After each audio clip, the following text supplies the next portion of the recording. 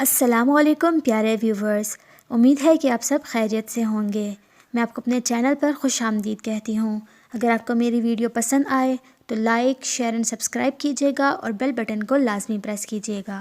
چلیں تو ویڈیو کو سٹارٹ کرتے ہیں۔ ایک دفعہ کا ذکر ہے کہ ایک مغرور شہزادی تھی۔ اس کو اپنے حسن پر بہت زیادہ ناز تھا، لیکن قسمت کی ستم ظریفی کہ اس کی شادی ایک فقیر سے ہو گئی۔ ایسا اس کے ساتھ کیوں ہوا، یہ جاننے کے لیے آج کی ویڈیو آخر تک دیکھیں۔ بہت عرصہ پہلے کی بات ہے کہ ایک بادشاہ تھا۔ اس کی ایک خوبصورت اور اکلوتی بیٹی تھی۔ اپنی خوبصورتی اور دولت کی وجہ سے وہ بہت زیادہ مغرور اور گستاخ ہو گئی تھی۔ جب بھی اس کے لیے کہیں سے شادی کا پیغام آتا تو وہ اسے ٹھکرا دیتی تھی اور اس کا خوب مذاق اڑاتی تھی۔ ایک دن بادشاہ نے بہت بڑی دعوت کی اور اس میں شہزادی سے شادی کرنے کے لیے تمام امیدواروں کو بلایا۔ لوگ اپنے اپنے مرتبے کے لحاظ سے کرسیوں پر بیٹھ گئے۔ شہزادی اس دعوت میں اپنی کنیزوں کے ساتھ بہت مغرورانہ انداز میں آئی اور جس امیدوار کے پاس سے گزرتی تو اسے بہت حقارت سے دیکھتی۔ جب وہ ایک شہزادے کے پاس پہنچی تو بہت موٹا تھا، تو اس نے اپنی کنیزوں سے ہنستے ہوئے کہا کہ تو گول ٹب ہے۔ دوسرے امیدوار کو دیکھ کر اس نے کہا، کیسا کھمبے کی طرح لگتا ہے۔ ایک شہزادہ بہت چھوٹا لگا تو اس نے کہا، ذرا چھوٹو موٹو کو تو دیکھو۔ ایک نواب بہت گورا تھا۔ شہزادی نے اسے سفید چوہا کہا۔ ایک شہزادے کا رنگ سرخ تھا۔ اس نے اس کو مرغ کی کلغی کہہ کر پکارا۔ اسی طرح وہ ہر امیدوار کی بے عزتی کرتی رہی، لیکن وہ ایک بادشاہ کو دیکھ کر تو بہت زیادہ ہنسی، کیونکہ اس کی داڑھی تھی۔ اس نے مذاق اڑاتے ہوئے کہا کہ ذرا اسے تو دیکھو، اس نے اپنے منہ پر کیسے جھاڑ پھوس اگا رکھی ہے۔ بادشاہ نے جب دیکھا کہ اس کی بیٹی نے مہمانوں کی بہت بے عزتی کی تو اسے بہت غصہ آیا۔ اس نے بھرے دربار میں یہ اعلان کیا کہ شہزادی اب پسند کرے گی یا نہیں، اب میں اس کی شادی ایک فقیر سے کروں گا۔ اس اعلان کے بعد تمام لوگ وہاں سے چلے گئے۔ اس کے کچھ دیر بعد ایک آوارہ گرد گویا آ گیا جو گلی کوچوں میں گھوم کر گانا گایا کرتا تھا۔ اس نے شاہی محل کے نیچے کھڑکی کے پاس کھڑے ہو کر گانا گانا شروع کر دیا۔ بادشاہ نے اس کی آواز سنی تو ایک خادم کو حکم دیا کہ اس فقیر کو اندر بلاؤ۔ خادم پھٹے پرانے کپڑوں والے فقیر کو اندر لے آیا۔ اس گویے نے بادشاہ اور شہزادی کے سامنے بہت اچھا گانا سنایا اور بادشاہ سے انعام مانگا۔ بادشاہ نے کہا، تم نے بہت اچھا گانا سنایا، میں تمہیں بہت اچھا انعام دوں گا۔ میں اپنی بیٹی کی شادی تم سے کروں گا۔ جب شہزادی نے یہ سنا تو بدحواس ہو گئی۔ وہ بہت روئی، مگر بادشاہ نے اس کی ایک بھی نہ سنی۔ بادشاہ نے اسے ڈانٹتے ہوئے کہا کہ میں نے مہمانوں کے سامنے قسم کھائی تھی کہ تمہاری شادی کسی فقیر سے کروں گا، اب میں وہ قسم پوری کروں گا۔ یہ کہہ کر بادشاہ نے قاضی کو بلایا اور شہزادی کی شادی اس فقیر سے کر دی، اور پھر حکم دیا کہ تم اپنے شوہر کے ساتھ جانے کی تیاری کرو۔ شہزادی روتی پیٹتی فقیر کے ساتھ چلی گئی۔ راستے میں وہ ایک بڑی شکارگاہ سے گزری۔ شہزادی اتنی بڑی شکارگاہ دیکھ کر حیران ہوئی۔ اس نے فقیر سے پوچھا کہ شکارگاہ کس کی ہے؟ میں نے سنا تھا کہ تم نے ایک داڑھی والے بادشاہ کا مذاق اڑایا، یہ شکارگاہ اسی کی ہے۔ اگر تم اس سے شادی کر لیتی تو یہ شکارگاہ تمہاری ملکیت ہو جاتی، فقیر نے جواب دیا۔ اس کے بعد وہ بہت خوبصورت باغوں میں جا پہنچی۔ اس کو دیکھ کر شہزادی نے پھر پوچھا کہ یہ کس کے ہیں؟ یہ باغ بھی اسی داڑھی والے کے ہیں، فقیر نے آہستہ سے کہا۔ شہزادی نے افسوس بھرے لہجے میں کہا، میں کتنی بد نصیب ہوں۔ پھر وہ ایک بہت بڑے عظیم الشان شہر میں داخل ہوئی۔ اتنا بڑا اور خوبصورت شہر دیکھ کر شہزادی حیران ہو گئی۔ اس نے پوچھا، اس شہر کا مالک کون ہے؟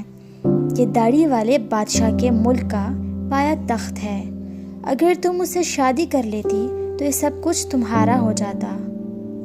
فقیر نے جواب دیا، اوہ میں نے بہت بڑی غلطی کی، کاش میں اس سے شادی کر لیتی۔ شہزادی نے پچھتاتے ہوئے کہا۔ فقیر شوہر نے ناراض ہوتے ہوئے کہا، مجھے اس سے کوئی غرض نہیں، تم میرے ہوتے ہوئے دوسرے مرد کی باتیں کیوں کر رہی ہو؟ کیا مجھ میں کوئی کمی ہے؟ اس طرح کی باتیں کرتے ہوئے وہ ایک چھوٹی سی جھونپڑی کے قریب جا پہنچے۔ یہ کیسی بدنما اور چھوٹی سی جھونپڑی ہے، یہ کس کی ہے؟ فقیر نے جواب دیا، یہ میرا گھر ہے جہاں ہم نے زندگی گزارنی ہے۔ تمہارے نوکر کہاں ہیں؟ فقیر نے کہا، ہمیں نوکروں سے کیا کام، تم ہر کام کر سکتی ہو۔ اب آگ جلاؤ اور میرے لیے کھانا بناؤ، میں بہت تھک گیا ہوں۔ چونکہ شہزادی کو کھانا پکانا نہیں آتا تھا، اس لیے فقیر نے اس کی مدد کی، اور کچھ دیر بعد انہوں نے الٹا سیدھا کھانا پکا کر کھا لیا اور سو گئے۔ دوسری صبح فقیر نے اسے جگایا اور گھر صاف کرنے اور دوسرے کام کرنے کو کہا۔ شہزادی تمام دن کام کرتی رہی، اوپر سے جلی کٹی باتیں بھی سنتی رہی، مگر صبر کے سوا اور کوئی چارہ نہ تھا۔ اسی طرح انہوں نے کچھ دن گزارے کہ ایک ایسا وقت آیا کہ ان کے پاس کھانے کے لیے کچھ نہ رہا۔ ایک دن فقیر نے کہا، میں نے جو کچھ کمایا تھا خرچ ہو گیا، اب تمہاری کمانے کی باری ہے۔ میں تمہیں بید لا کے دیتا ہوں، تم اس سے ٹوکریاں بن لینا۔ یہ کہہ کر وہ جنگل چلا گیا اور بید کاٹ کر لے آیا۔ شہزادی نے ٹوکریاں بننی شروع کر دیں۔ شہزادی نے اس سے پہلے اتنی محنت والا کام نہیں کیا تھا، اس لیے اس کی انگلیاں زخمی ہو گئی تھیں اور ان سے خون بہنے لگا۔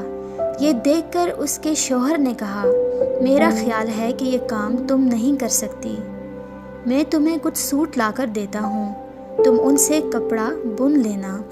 مگر وہ یہ بھی نہ کر سکی۔ فقیر نے کہا، تم تو میرے لیے بالکل کسی کام کی نہیں ہو، تم میرے لیے کوئی کام نہیں کر سکتی، تم سے شادی کر کے مجھے بہت بڑا نقصان ہوا ہے۔ بہرحال میں کوشش کرتا ہوں کہ تمہارے لیے مٹی کے برتن لے آؤں، تم بازار جا کر ان کو بیچ دیا کرنا۔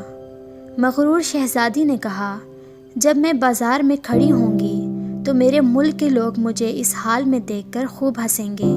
فقیر نے کہا، یہ میرا مسئلہ نہیں ہے، اگر تم بھوک سے مرنا نہیں چاہتی تو تمہیں یہ کام کرنا ہی پڑے گا۔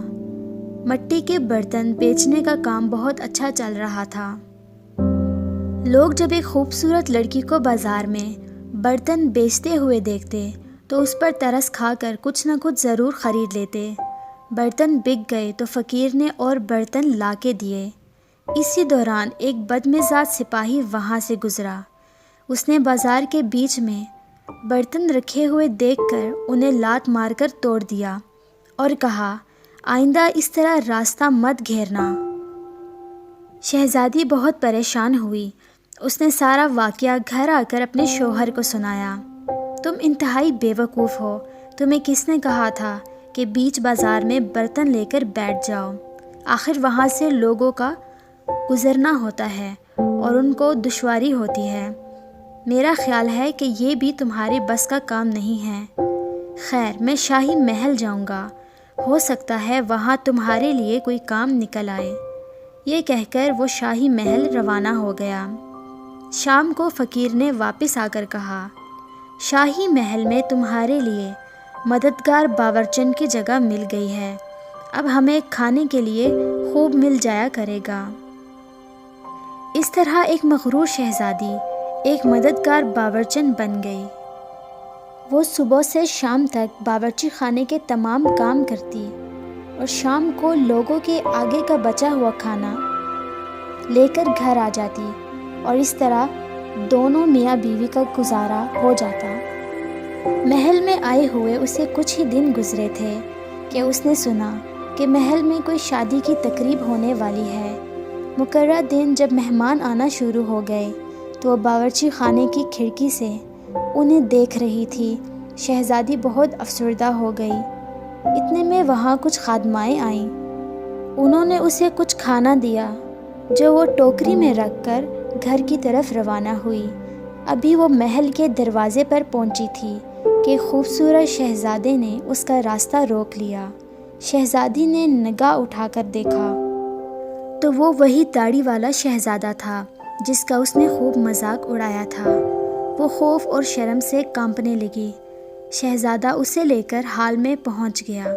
اتنے لوگوں کو دیکھ کر اس کو اپنے آپ پر قابو نہ رہا اور وہ گھبراہٹ میں ٹوکری اس کے ہاتھوں سے گر گئی اور اسے کھانا نکل کر چاروں طرف بکھر گیا۔ تمام درباری ہنسنے لگے۔ شہزادی کا یہ حال کہ کسی طرح زمین پھٹ جاتی اور وہ اس میں سما جاتی۔ اس نے جھٹکے سے اپنا ہاتھ چھڑا لیا اور بھاگنا چاہتی تھی کہ شہزادے نے لپک کر اس کو دوبارہ پکڑ لیا اور بہت نرمی سے پوچھا، کیا تم مجھے نہیں جانتی؟ میں وہی آوارہ گرد گویا ہوں جو تمہارے ساتھ جھونپڑی میں رہتا تھا۔ میں وہی سپاہی ہوں جس نے تمہارے برتن توڑ دیے تھے۔ یہ سب کچھ میں نے اس لیے کیا تھا کہ تمہیں میں پسند کرتا تھا اور تم سے شادی کرنا چاہتا تھا۔ اب تمہارے غرور کا علاج ہو چکا ہے اور تمہیں اچھا سبق مل گیا ہے۔ پچھلی باتوں کو بھول جاؤ۔ دیکھو آج ہماری شادی کی تقریب ہو رہی ہے۔ اسی وقت کنیزیں آئیں اور اس کو اپنے ساتھ لے گئیں اور اس کو دلہن بنا کر لے آئے۔ دربار میں اس کے والدین اور سب درباری موجود تھے، لیکن اب شہزادی بدل چکی تھی۔ اس کی اکڑ ختم ہو گئی تھی اور وہ خوشی سے زندگی گزارنے لگی تھی۔